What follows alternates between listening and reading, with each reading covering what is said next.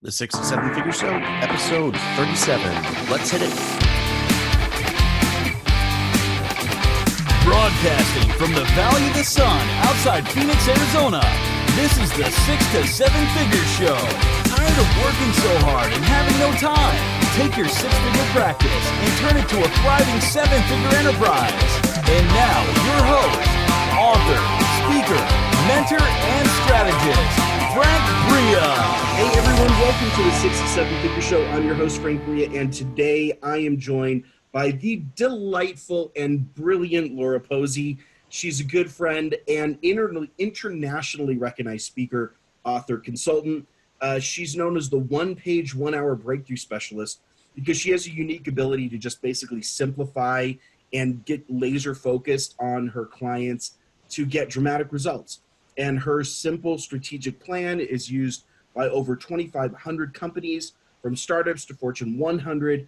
She's the author of How to Plan Your Entire Year on One Sheet of Paper and co-author with Jack Canfield on Mastering the Art of Success. She is also a graduate of SUNY Buffalo, holds an MBA from Virginia Commonwealth University, fluent in German. This is some of the cool things that Laura and Laura and I get along. We both speak German. We both live in Richmond, Virginia for a while. So but she's currently working on her Spanish, which would really help me out in Phoenix, but I'm not working on Spanish at all right now. Oh my God, it's so much easier than German. Oh, that's what everyone says, and I should be doing this. But we were just chatting beforehand about international travel. That's one of the things that she travels the world, plays golf, practices the fiddle, snuggles with her rescue mutt, George, and as I mentioned before, lives in Richmond, Virginia. Laura, it is a thrill to be chatting with you. Thanks so much for taking the time. Great to be here today, Frank. So, one piece of paper. Is that really possible for most people in their business? Get it down to one piece of paper? What does that look like? It is. So, I mean, here's the thing. It really does force you to focus. I mean, my largest client is a $27 billion company, and I make them do one sheet of paper as well. And it forces you to prioritize. It forces you to make the hard decisions now and really align your business towards those things that fit on that sheet of paper and say no to everything else, or at least to say not yet to everything else. So it's absolutely possible. And how does that on a day-to-day basis show up in your clients' lives? How do they actually use that work? Because so much strategic planning work, I know you and I both talked about this in the past, so much strategic planning work feels like busy work and homework and then gets crumpled up and thrown into the trash. Your stuff actually gets used. So what does that look like on a daily basis with people? How do they leverage that? Well, I think with a lot of strategic plans, what happens is you're talking about concepts and ideas, and they've got some goals and vision and all that good stuff.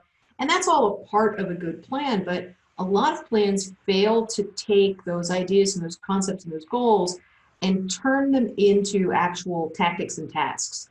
And so what we do on that single sheet of paper is we take all those goals and we force people to break them down into projects and really look at what are all the projects that have to get done if we're going to accomplish this goal. And then once those projects are laid out, then we can take a look at each day and say, okay, what do I need to do today to get some tasks done on that project and move forward? I mean, it's a daily success checklist. And the things that go on that checklist come from that one-page plan. And so it becomes very easy to know what to do every day because you're always working on those projects, and you know those projects are going to accomplish your goals, and your goals are going to allow you to hit your targets, and your targets are going to allow you to hit your vision. And this concept of, going from big picture vision to daily tasks, it's not it's what people talk about, but people, entrepreneurs complain all the time that they're just not able to hit their goals or make progress in these tasks. They set these elaborate goals, and you and I both know people whose job it is to just drum people's expectations up and visions up really high and get them to set these audacious goals, but then never achieve them. What do you think is actually keeping most entrepreneurs from actually achieving the goals they set for themselves? Well, I think a lot of what happens is the way they approach goals. So what I see a lot is people say, well, okay, I'm going to double my goal this year. All right, I'm going to double my sales this year. Okay, great. Yeah. It's a perfectly reasonable thing to do and people can do it. But instead of looking at it and saying, what do I need to change in my business to make that happen? They typically just say, okay, well, let me take that goal and break it down into weekly chunks or whatever, and essentially it comes down to, okay, well, I have to do twice the activity that I did last year if I'm going to hit this goal. And it's like, well, if you were able to do twice the activity, you'd already be doing it, right? You're not going to be able to double your output by doubling the amount that you work. There's just not enough time. You're never going to get that done. So you've got to take a look at what has to change. What do I really have to improve? So I need to improve my conversion rates. Do I need to improve my onboarding process? Do I need to hire some new coaches? Like what has to change in order for me to hit that number? And then once you know what those things are that you're going to change, those are the projects. Yeah. Right? That's the stuff that has to happen for you to make that number. And I think a lot of people just never get to that place of looking at what has to change. They're just looking at increasing activity. Yeah, you are so right. That is such a interesting dynamic. I observe it all the time where people, have growth goals they've set for themselves or things they want to be different. But then when it comes time to actually change, there's all this resistance. I can't tell you how many times I've talked to entrepreneurs where they say, this isn't comfortable for me. I was in a comfortable place before and now I'm in an uncomfortable place. And I keep thinking, well, yeah, like you try to want to do something different.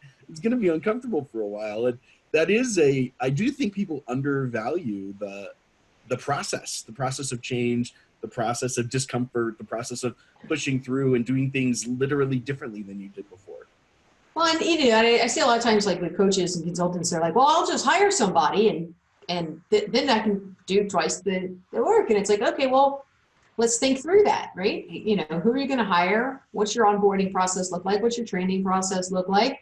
How are you going to get enough clients to fill their pipeline, right? Because if they're going to fill their own pipeline and sell their own stuff, they don't need you, right? Like, why split the money with you if they have to do all the same work? Like, Right. And then so it's like, okay, well, if you're fully booked, when are you going to have all this time to do all this other stuff? It's not like magically, hey, I just go, hey, Frank's on board, double the revenue, woo, let's go. And so I find that people just really don't think through like what it's really going to take to do the things that they want to do. And unfortunately, there are also a lot of people in our industry who are coaching and mentoring folks who also aren't helping people think these things through either. Yeah.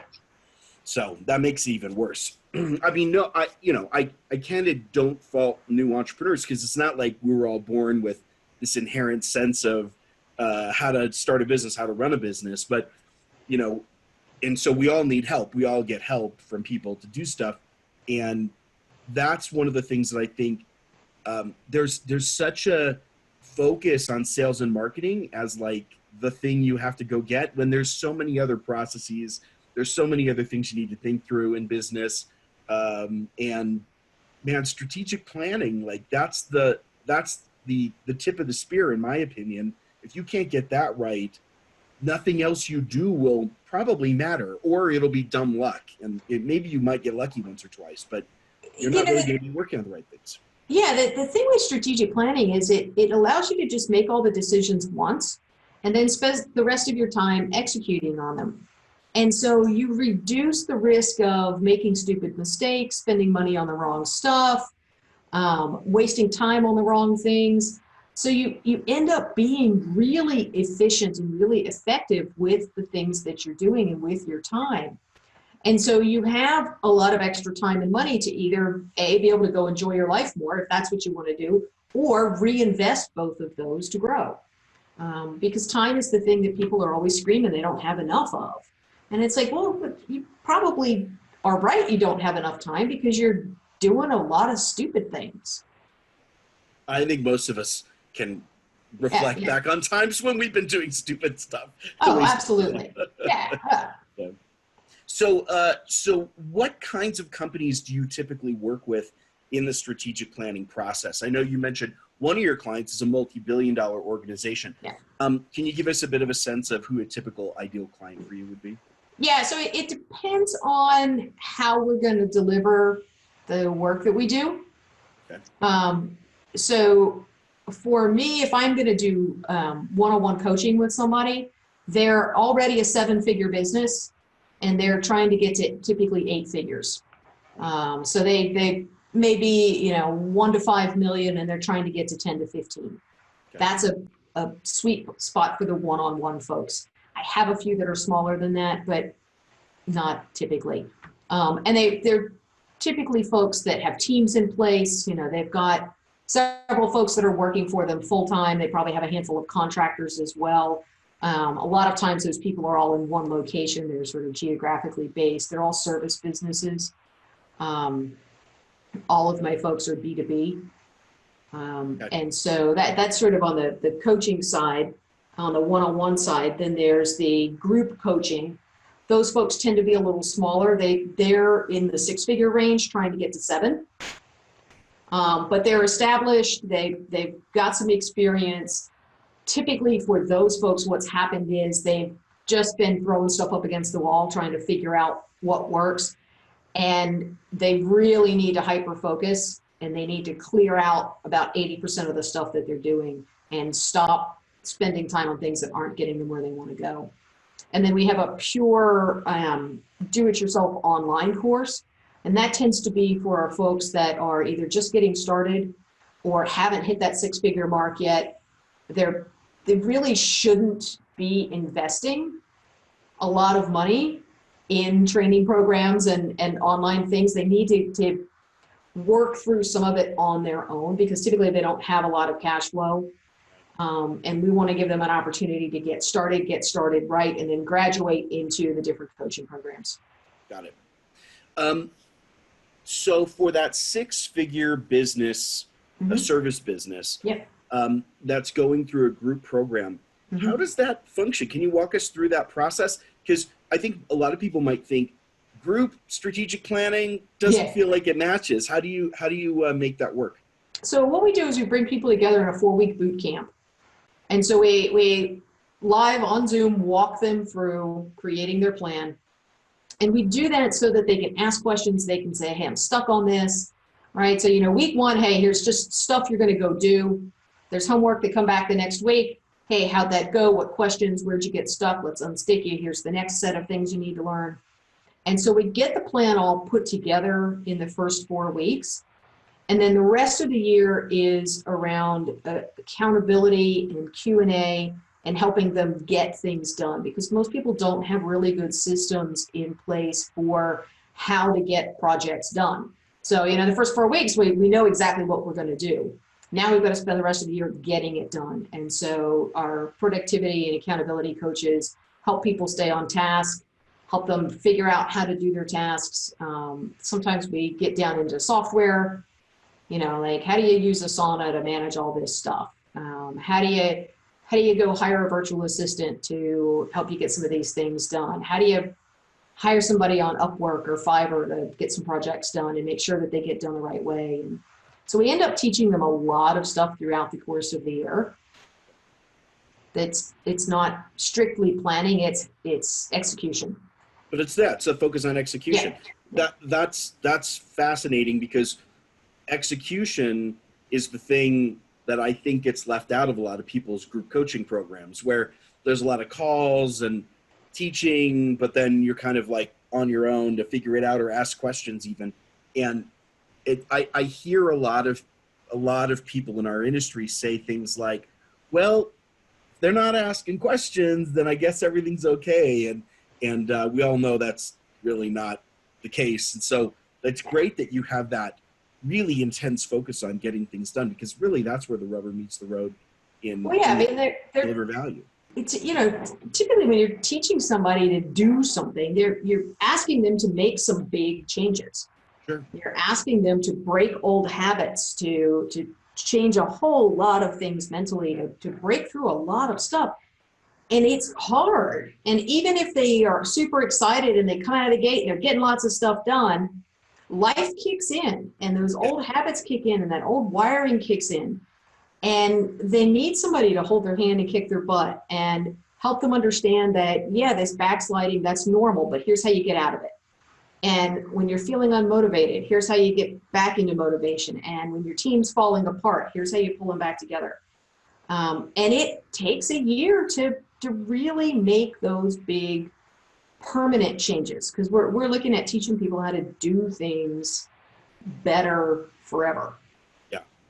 Yeah. And I do think that people underestimate the amount of time it takes to get stuff done, and to make these shifts. I mean, there's so much of that, overnight change, overnight success language that just doesn't, it's not helpful. It's not accurate, and it gives people such a bad impression of what should reality be. It's right. Everybody, when they hear that stuff, they buy into it because it's exciting and it's sexy, but then it doesn't happen for them, so they feel like a personal failure.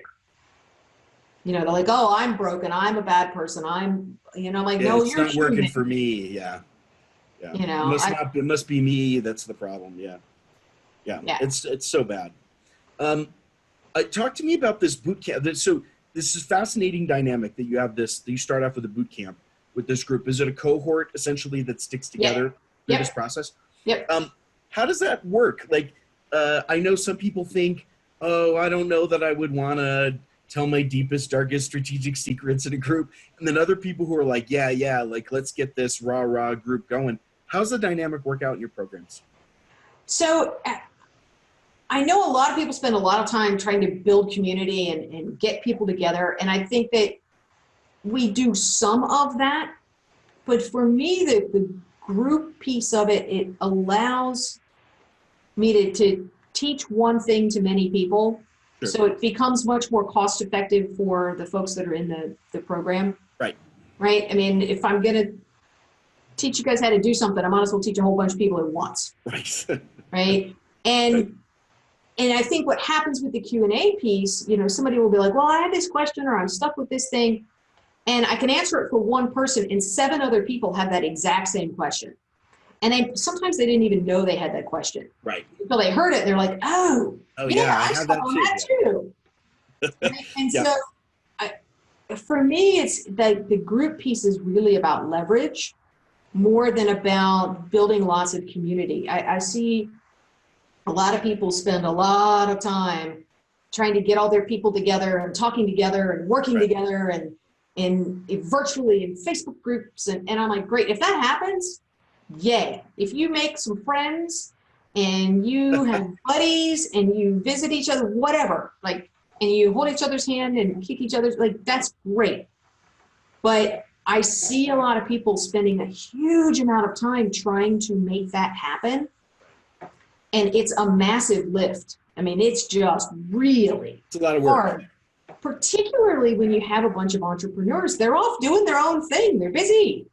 They don't want to be in a Facebook group all day answering questions and sharing things. And if they are, I would worry about them. I'm like, get that off Facebook. Go get some work done.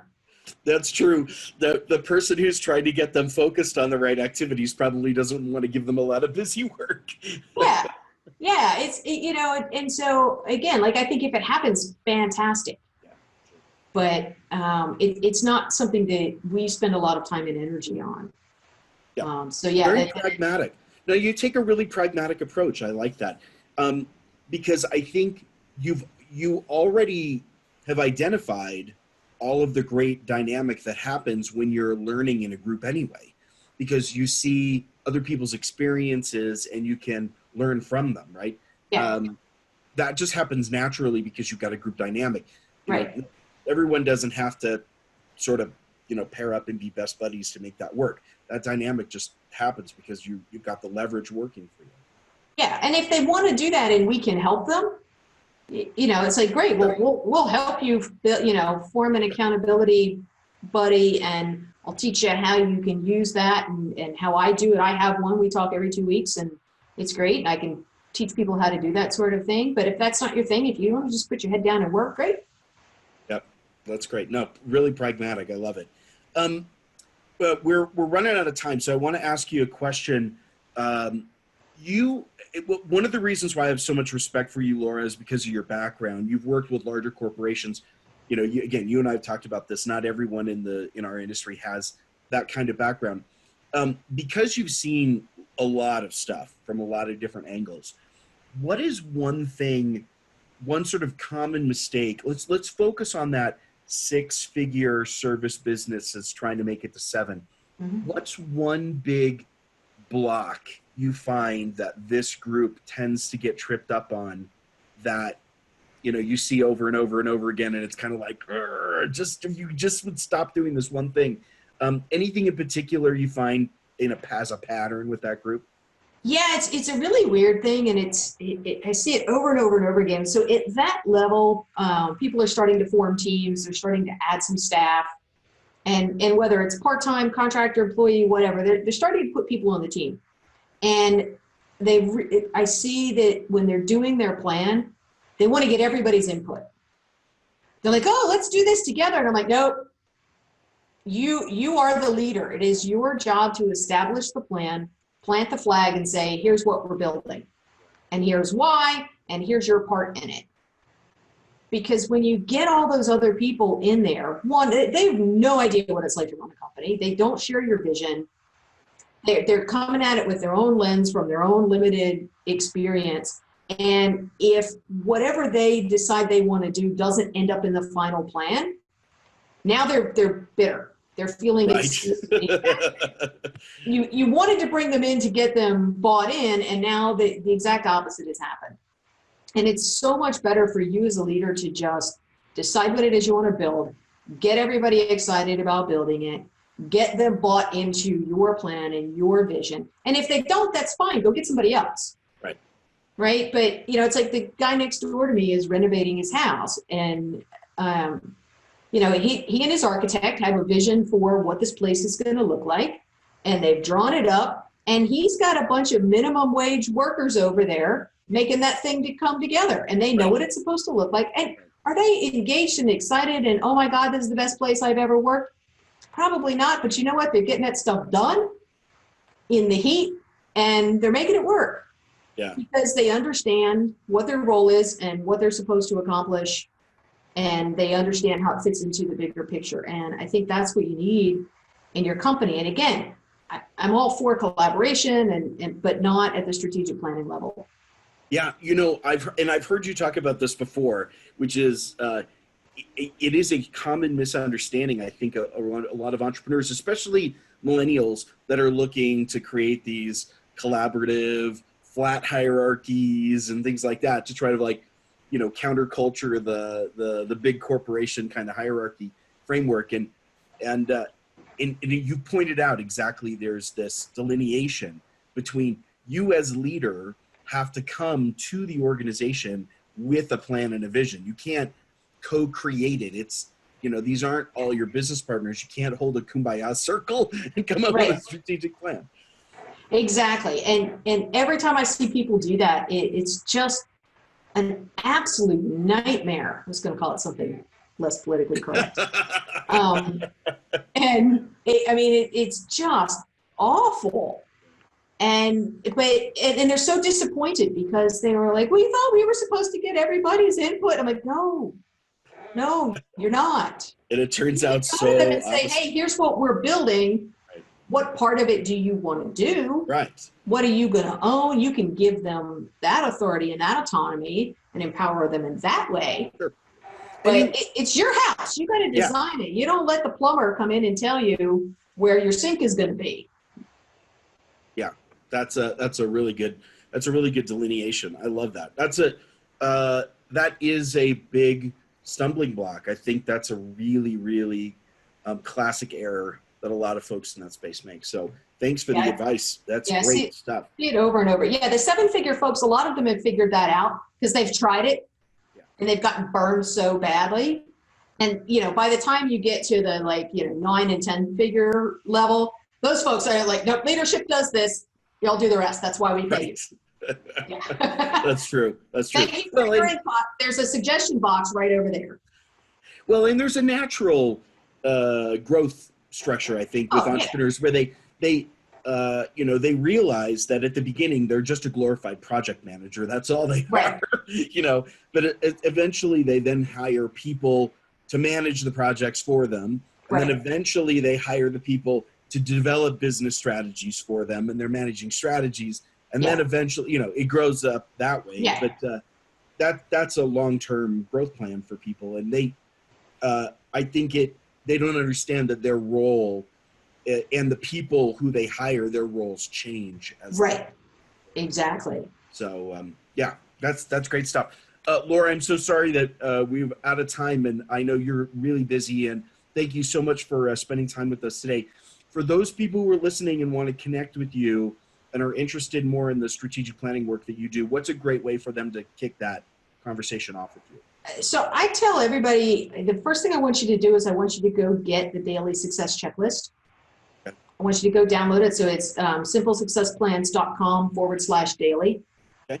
Because that's a great way to see, are you going to like this type of process, right? Are you going to like the way I deliver things? Are you going to like my style? Because when you go download the checklist, I'll give you a couple different versions of it and some samples and examples. I'll give you a training video. And so you really get to see sort of how this whole thing works. And you either sort of go, yeah, like this really lights me up. This is what I've been looking for. Or, oh my God, this is the seventh circle of hell for me. I just want to go back to wing it, and this is like the last thing on earth. And so it saves both of us a lot of time and energy. And for most people, they get a tool that is really super helpful for them. Yeah. It is the tool that I make all my clients use. Like I said, I use it. Here's mine. Yeah. Sits on my desk. Fill it out every single day. Yes, I do it by hand. But I will give people a fillable PDF version for those who like to type. For those who like to type, yeah. Some of us still actually physically writing stuff out. Some people, I'm old school enough. I like to write things down. Some people don't. Some people can't read their own handwriting. It's all good. Right. That's true. I'll give them a fillable PDF, whatever floats their boat. That's amazing. That link is below the video, by the way. It's also on the show notes page. If you're offline, listening to this audio offline, just come on back to the show notes page.